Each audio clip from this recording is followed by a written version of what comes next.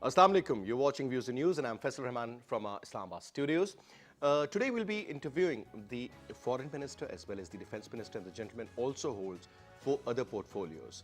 I'm talking about none other than Abdullah Hussain Haroon, sir. Sir, thank you very much for taking your time out and talking to us, sir.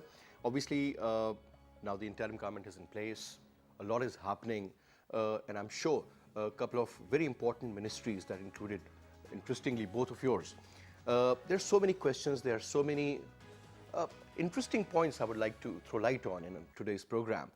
First of all, sir, let's start off from the foreign policy issues, because initially a lot of people used to write about it, a lot of people used to comment about that we never had a proper, full-fledged foreign minister, though the Prime Minister had this additional portfolio. But having said that, that was kind of vacant, and unfortunately we could not capitalize on so many fronts, rather we lost.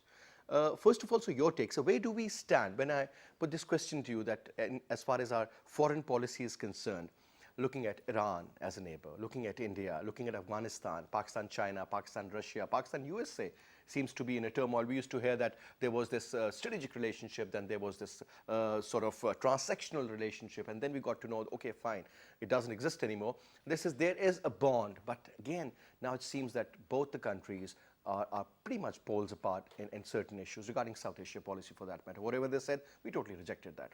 Let's start off from Sir Pak-US relationship, the beginning. The first question, sir. Where do we stand? Where do we need to go? And do you see any room of improvement?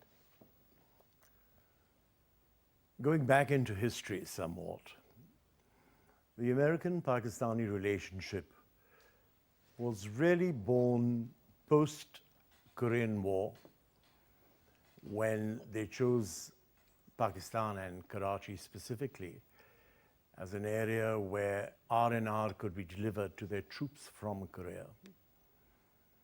It magnified through that when the Baghdad Pact was being brought about. And in the late 50s, early 60s, America came very heavily into Pakistan. We had a very interesting relationship under Liaquat Ali Khan when he toured America for a month and was received exceedingly well everywhere he went, publicly. But I think it was during the Baghdad Pact that things improved very substantially. And one of the signatories to the Baghdad Pact, as then head of the army, was Ayub Khan, and Sikandar Mirza was there too. Correct. That's right. But the net result is that when Ayub Khan went in the early 60s to America, when he flew down to Washington from New York, his plane was received by President Kennedy, who could not wait for him to come down. Absolutely. And he ran up the gangplank of the plane and received the President of Pakistan actually on Pakistani soil, on the plane. That was, I think, certainly one of the highs. And the post-Baghdad Pact situation improved to the point where over 300 commercial and industrial ventures were promoted in Pakistan, including banks and anything else you can think of. And we had a very close relationship. Correct. So much so that we would do anything for them. And we did. And we did. I'm afraid the entire pacts of that time were worded in ways that did not benefit Pakistan. We suddenly found in '65 that the Americans, who were supposed to being pact allies of ours through Baghdad, did not in fact give us weaponry when we were fighting India. And it is now revealed that the ships carrying weapons to us were stopped in the Suez Canal by the Egyptians on the request of the Americans themselves. Similarly, when the 7th Fleet was due to come to the aid of East Pakistan In the Bay of Bengal. it was floating in the region, but never came until, in fact, East Pakistan fell. This is done to the country that actually annoyed the Russians, sent up Gary Powers and his U-2 plane to take photographs of southern Russia through the Baraber airport. This is done to the country that, in fact, never thought of itself but supported the West. England was like a surrogate parent. The Americans inherited much of what they had from the British, but we thought we were a step ahead because we collaborated very easily with the Americans, not wait for verifications or to see what they would actually do.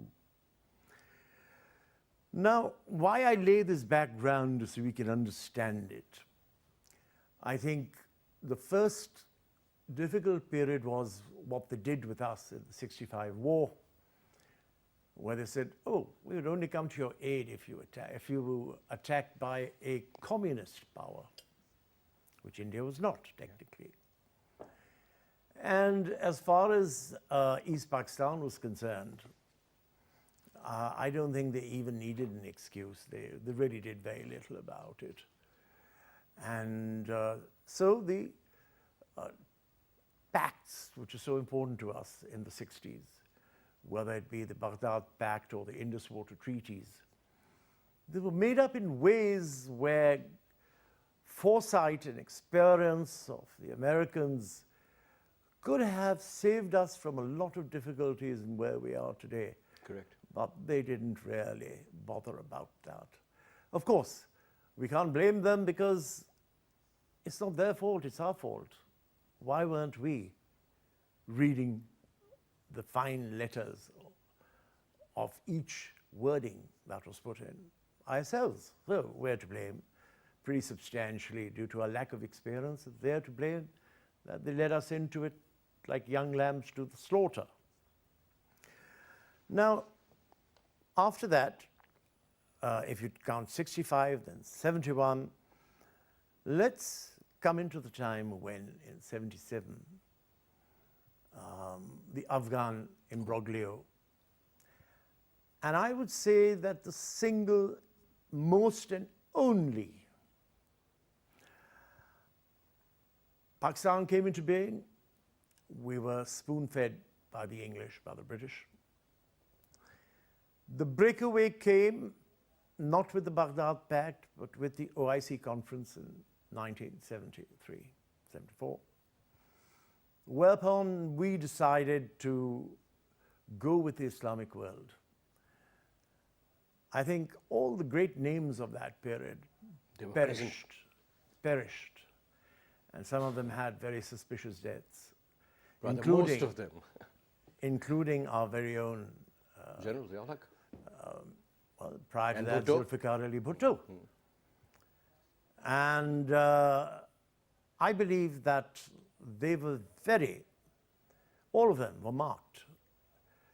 I remember being in the CSIS in 1981, where I was told the next enemy would most probably be Islam. I was with Mr. Marvin Stone, the editor of the US magazine, the famous. Almost 35, 40 years ago. And at that time, communism is defeated, and it's a question of the next. And why the question of the next? Because America needs an industrial war machine that keeps its basics moving, and that was that. We have seen over time that, unfortunately, this Islam as the enemy, it was promoted through books that were written. The War of Civilizations was promoted. And in many ways, Islam was identified, promoted to be the next enemy. And of course, we had plenty of people rising to the bait. And unfortunately, we allowed to be ourselves to be dragged as an overwhelming majority into the Palestinian imbroglio. Yeah. Nothing has been so crucial to this as the Palestinian situation has been in identifying the superiority of Israel against the absurdity of the Muslims trying to do something on that issue. So, unfortunately, Afghanistan came in at that time. The Americans wanted an ally to send the Russians home. We became an ally. We were duly let down once they had won that battle.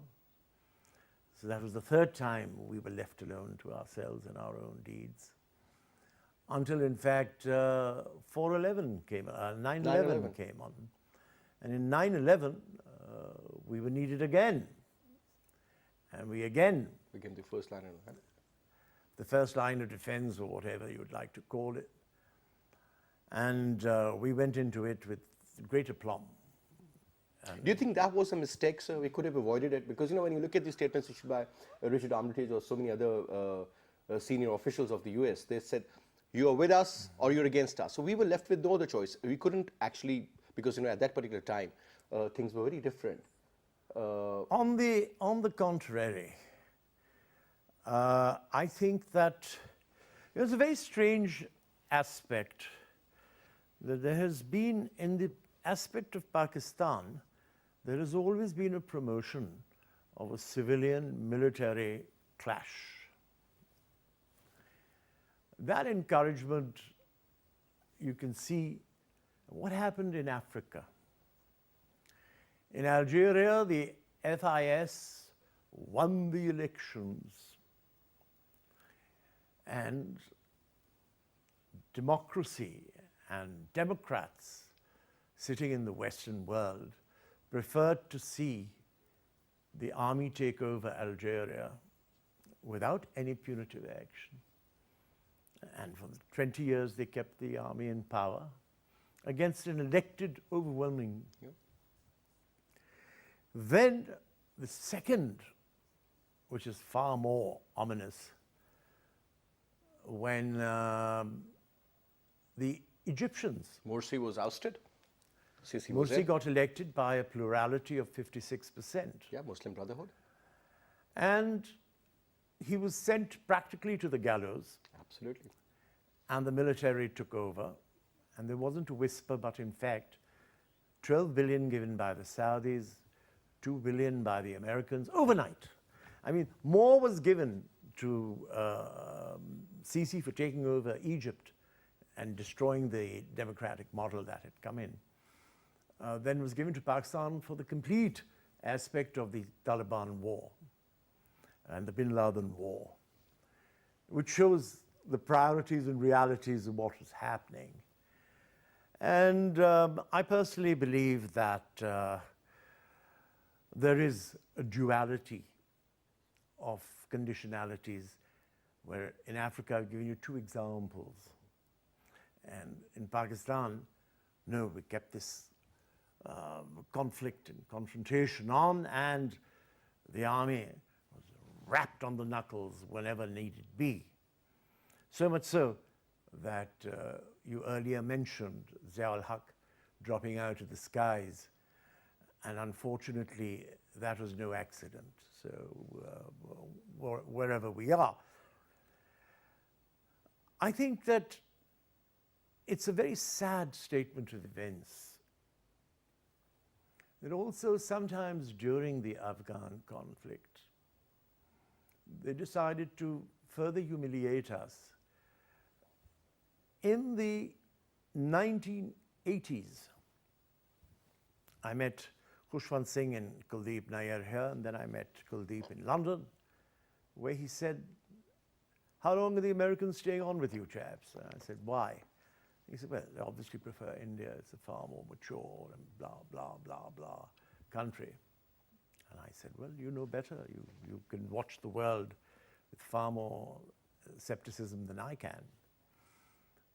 And I remember that this is predicted. We, of course,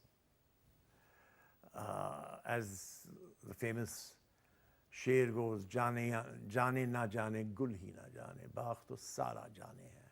We decided, eyes closed. Now, at that particular situation, we also noticed that, I noticed, and I've been vocal about it, that the Americans are no longer keeping us fit and alive. They were giving us just enough support to keep our nose above the water. And Pakistan started falling behind in all sorts of aspects. Till today, I mean, many months ago, I raised the issue of making or asking the Americans, don't finance us, but pay us our dues for transits to Afghanistan. That alone would take care of everything we really ever needed. But we haven't had a government that has been in a position to do so. Correct. Take the decision to do so. Now, under that situation, we did not keep an eye on the bottom line. We did not. All we have been doing is seeing more and more and more. Today, I think 60% of your GDP ultimately goes back into loans and debts and things like that. You can't do anything really substantial with that sort of a position. And I personally believe that sometimes we would hear of them calling Pakistan a failed state. Sometimes we'd see maps emitting from Washington saying that there's going to be a balkanization. Sometimes this, sometimes that. But surprisingly, at most stages, saner heads in America thought Pakistan has a crucial role to play. Even in the future? Let's first talk of what has happened so far. And I personally believe that as of today, despite the very serious problems we've been put in, we get very touched when we are told, oh, no, no, no, you still have a role to play. As I said, from being Pak India, we became AFPAC. AFPAC. Not PAC-AF, but AFPAC. I even then objected and said this is not something that we should really accept. But anyway, we've had good moments, we've had good friends. Perhaps we have not understood the tenor of change, but the change has taken place. And I think there's now an isolationist administration which has, completely taken a relationship across the border. Good for them. Where does that leave us? It leaves us in a hard place and a rock, because I do not see today how we're going to survive this unless we take very strategic And decisions. what would be those strategic decisions? I mean, obviously, when you see the American soldiers, the Russian soldiers coming to Pakistan, and I'm not talking about 10, 20 or 30, I'm talking about 200 soldiers, and conducting joint exercises, military exercises here in Pakistan. The Chinese doing the same, Air Force engaging. Then you see a tilt, because now when you look at India, Abdullah Saab, you see the strategic partner, sharing of intelligence, sharing of bases, transfer of technology. You're talking about... Why do you have to point these out? Because this is something which is bothering the Pakistan. The first indicator was when they gave the Cray 4 computer to India.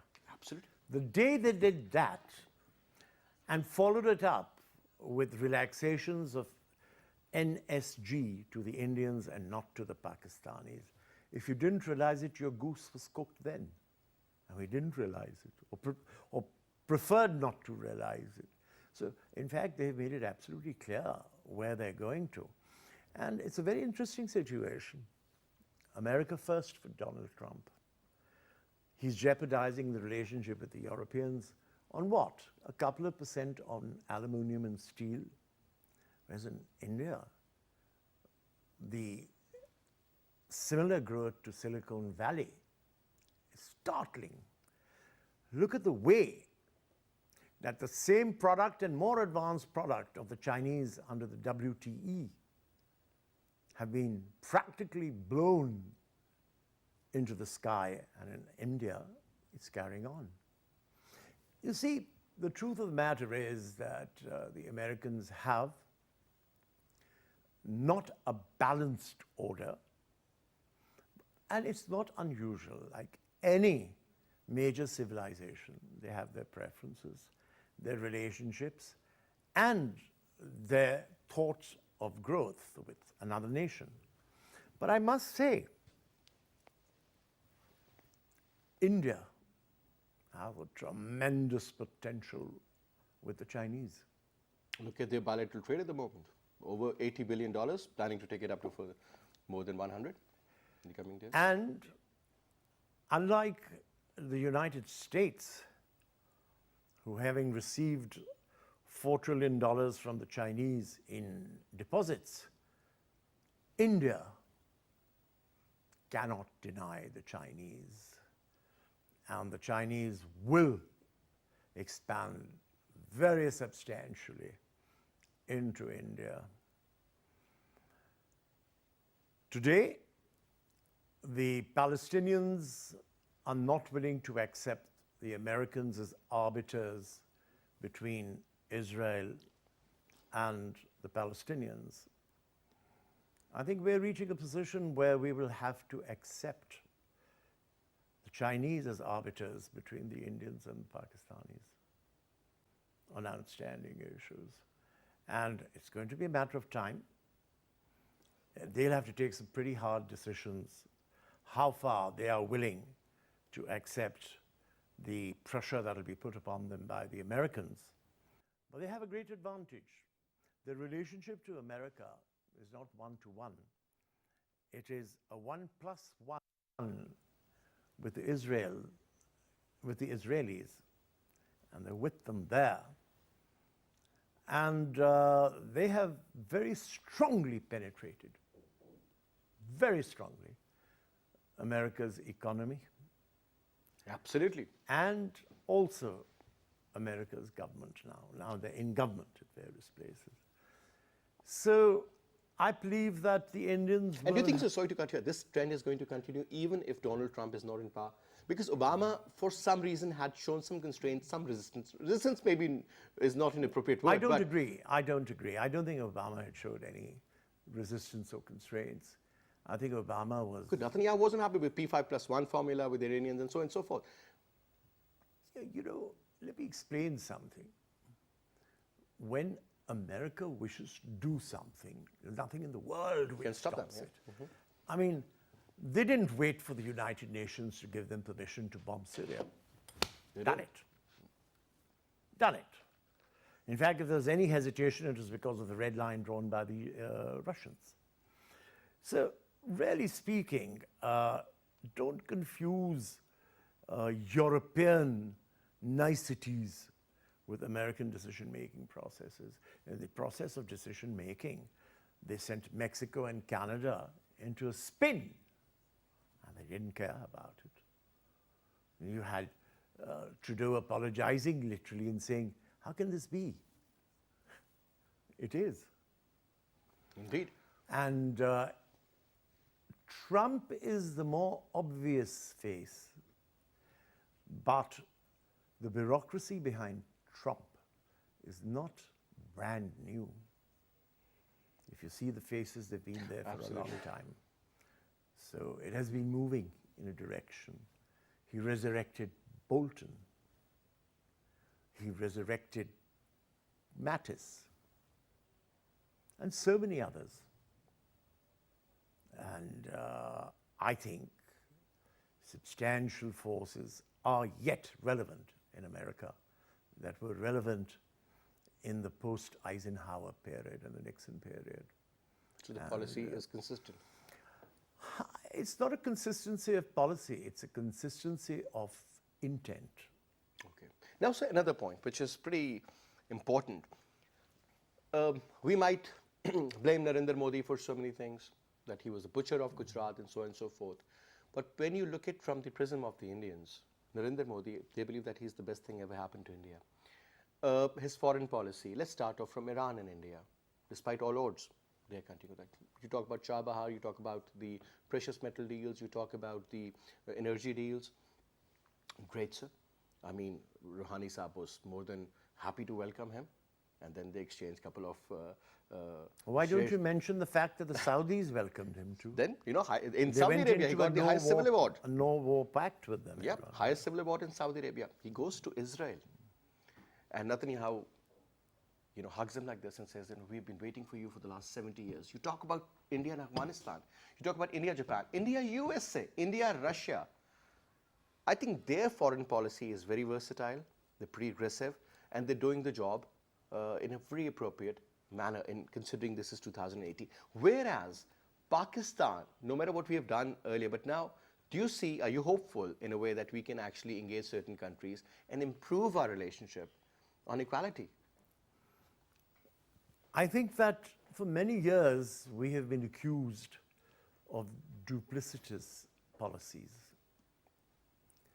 Maybe it's unfair, but that is what is being done. One is we have allowed our own production capabilities to fall below the floor. Number two, remember all the gains we made in the 50s and the 60s was based on a booming economy. Absolutely. Asian tigers. And on an ability to produce, to do things, to be able to get things sorted out. And after the nationalizations of Mr. Bhutto's period, we went into the 70s and the late 70s as a nation that was losing its capabilities slowly. And over the next 30 years, we lost all that we had created. You know, when the Arab world was still rubbing its eyes, Pakistan was making hotels in Arabia. Pakistan was building their airline fleet. Pakistan was building their shipping fleets. Everywhere, Pakistan was building. I think somewhere down the line, a lot of people lost their reliability as Pakistanis. And we suddenly became Americans or English people or Saudis or Kuwaitis. It suddenly seemed as if we were not willing to protect our own. And as time filtered by, a lot of this was to do with the realities that emerged from the East Pakistan crisis. Indeed. And we never realized how seriously we had wounded the national psyche, whereupon we had lost something very integral to our being. We lost something there. And in that losing, a laxness came in. I think prior to losing East Pakistan, everyone was a Pakistani and proud to be a Pakistani. And then by that, we started losing that pride, and we were losing that belief and losing that nationhood. And where do we stand now? Now we're on perhaps the worst possible situation. Mm-hmm. We're divided. I mean, two political parties in this country openly speak of satisfying Kabul's colonial expansion plans rather than supporting Pakistan's position. Fatah is the best example. Yep. I personally believe that even this aspect of we are being mistreated as a nation that's traveling around vis-a-vis KPK, I think we have serious problems. They need to be examined, they need to be treated, they need to be changed, reformed, improved. We haven't really gone into that properly yet. We need to do that. It took us almost 70 years to decide something, and we are still pretty indecisive, I guess, even now. I don't think we're yet clear. I am very hopeful that the current caretakers would do something much more substantial. So do you think you have got enough time? I mean, 2 months or maybe 7 weeks? Because the previous government couldn't do much in 5 years. I personally believe that No, it's not enough time. But there's so much that needs to be done. So much that needs to be done. No government. I mean, for us, democracy is elections.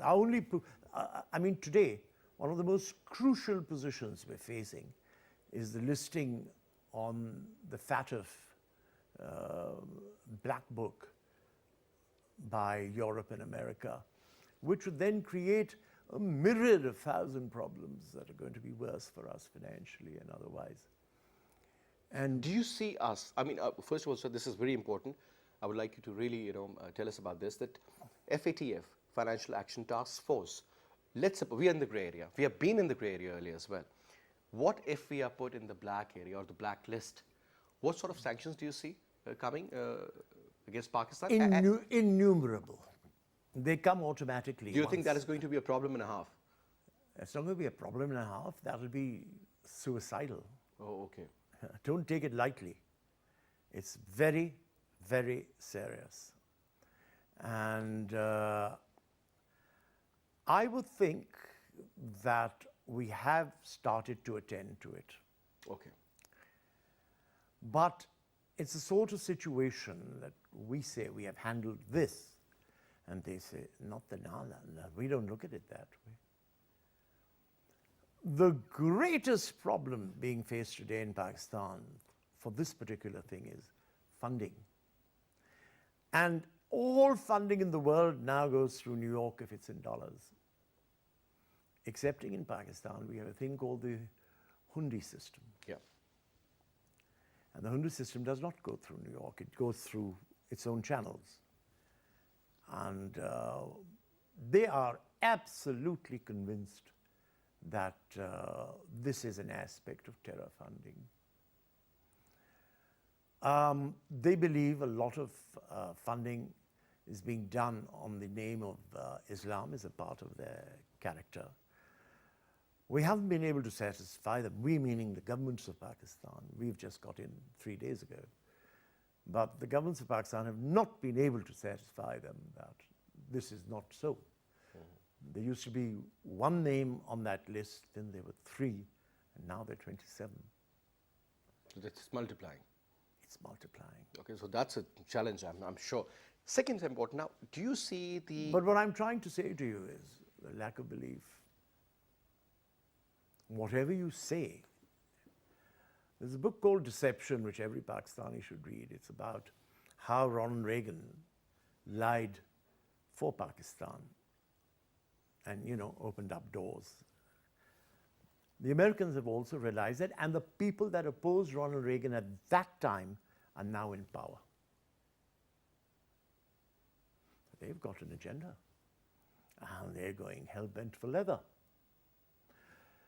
But having said that, I'd also say there has to be some correction on our own side as well. Yeah, as we said that we need to put our own house in order first, and then, So one important area, Pak-Afghan relationship. I mean, though there were issues, but now whatever happens in Afghanistan, people are being killed, there are bomb blasts, there's so many issues. The straight finger, they pinpoint towards Pakistan. They said, and a lot of people believe that NDS has connections with RAW, and RAW has connections with CIA, and CIA has with Mossad, and all these 4 or 5 intelligence agencies are working against Pakistan, against the sovereignty of Pakistan. And India was always an enemy, and Afghanistan is now speaking the Indian language. This is what it seems like. Do you think it will ever change? What do we need to do? What sort of corrective measures do you think we need to undertake? It's the question of how you look at issues. If you look at an issue and say, these are damned people, well, you're not going to solve anything, are you? I think we've had some very good work done by the national security agencies, where General retired, say, Janjua. Asif Nawaz Janjua. Sorry. No, General Janjua, who was negotiating with the okay, the National Security Advisor. Yes. Okay. Has done some great work. Nasir and I think our setup is trying to inculcate him into the system to go further. I think he's done very good work. I think the Afghans have gone a long way with him. I think we have shown a much more realistic and honest and sincere side to the Afghans through the endeavors of the NSA. I think that needs to be, as a matter of policy, encouraged. And I'm sure it will have better results. In fact, the president of Afghanistan was willing to come just before Ramzan, but because of the timing, it didn't happen, but it can still happen now. It's not an impossibility, and it's a good thing. I think you have to realize that one way is to bang your head against an impenetrable wall, and one is you attempt to go past the wall with enough goodwill to not being shot on the other side. I think that's what has happened to a degree. And is So you see certain improvement in the long run? I definitely see. Let's go to the eastern side, sir. Indian-Pakistan. I mean, it seems that there's no way forward. The dialogue process is it's so stuck at the moment that they're not ready to talk. They're not ready to play cricket with you. They're not ready to exchange any words. I mean, it seems that they are thinking something else is brewing in their mind. Is it, sir? To be fair, your assumption is natural. If we don't play cricket, we don't get married to each other, we do not mix with each other, there are problems, obviously, to come to such a situation. I think that the Indians are going through their own pangs vis-a-vis the Pakistanis, where even Faiz Ahmed Faiz's daughter is not allowed. She was sent back, yeah? To speak. It's the same sort of thing where even performers are not allowed to integrate or perform in India. The absurdities are high. I think the only fair thing I can say is that we should smile and bear it up. But for how long? And fulfill our international obligations, which are creating more important disturbances in our life. And I believe that we should seek alternate methodologies. So far, we've been just on and on and on. I think that has to change conceptually. I think we have to create avenues that are more manageable. I think we are about to do that. We certainly, we're working very hard under the guidance of the Prime Minister, who, despite being a person from the judiciary, has a very balanced view about the region and the world. And remember, the region and the world is not anyone in isolation. It's not Saudi Arabia in isolation. It's not Iran in isolation. It's not Afghanistan in isolation. It's not India in isolation. Certainly, attempts have been made by some people to isolate themselves either in their own policies or along with some of these people.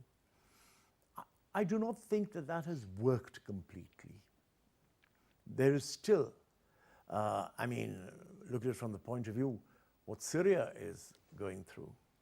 Look at it from the point of view what Iran can expect to go through.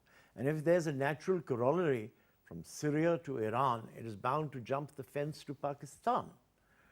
So I think we need to change our attitudes and our outlook and our planning. If we do that, and I think some of that is happening even as we speak today. We may have been 3 days in power, but I've already had a series of meetings, and we're trying to inculcate a fresh breath of air. Let's hope we can always stay.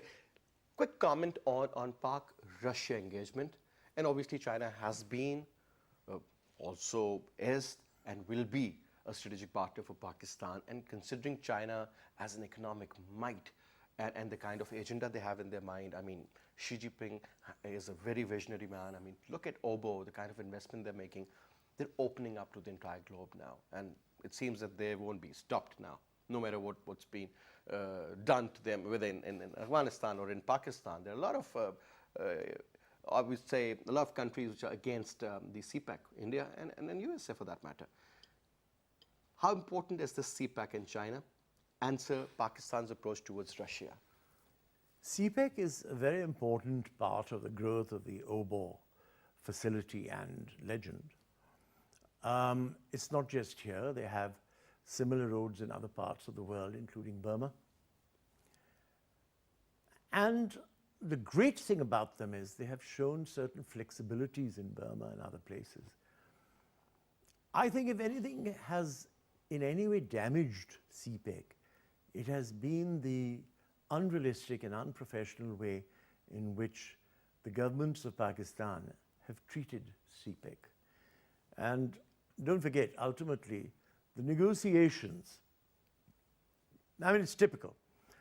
We're here, you take this here, yahan tak le jaye, or take it further. Let's do this, let's do that. I have had some hesitations about CPEC. One is that the government of Pakistan has not yet considered and should consider the sale of private land to the Chinese. Whatever should be done based upon governmental transaction. That's important to protect the general aspect of Pakistan, number one. Number two, deals have been closed very extravagantly. Yeah. And you're going to have to pay.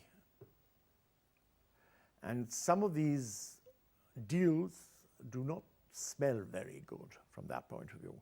I think if properly raised, I'm sure the Chinese will respond. How important CPEC is to the Chinese? Very important. Because the most crucial aspect of CPEC is to be the oil pipeline that will reduce the Chinese bill for oil from the Middle East to China, from the Sea of China, I beg your pardon. 20 to 25 billion will be reduced from that bill if there's a pipeline moving this way. Mm-hmm. We have to basically understand that countries are moving. Last time there were sanctions on Iran, the Indians got a good oil deal and nobody could do anything about it. Why aren't we in that position? We could do it. Last comment I remember in the last couple of months, Russia is providing Gazprom, the pipeline through Pakistan to India. Who's going to sanction that? So really speaking, we have to mend our ways and try and incorporate ourselves into systems that the world is moving towards. Absolutely. Impunity. Whereas we, and again, I also personally believe that we are our worst enemies. What we say about ourselves to others, how we raise the issues for our personal benefit to others, all that damages Pakistan grievously. Yeah. We have to understand that. Well said. Let's hope and pray. And we really appreciate the kind of efforts you've already made in the last 3 days. And I'm sure the next 7 weeks will be very important. But I think foreign policy is the backbone, is something very important, very close to my heart also, that, countries grow, the regions grow basically, and then the individual countries grow. And at the same time, having said that, I guess Pakistan has got a lot of potential. But if, for example, the youth, they call it the demographic dividend, but there could be a disaster if not handled properly. So it's all about handling, taking proper decisions, and keeping Pakistan first, I guess. Anyway, so thank you very much for taking out your time, sir, and being here in our program. And we wish you all the good luck, sir. Thank you very much. Thank you. Again. And that's all we have for this hour. I'll see you, inshallah, at 8. Till then, you take good care of yourself. Khud Hafiz from our side.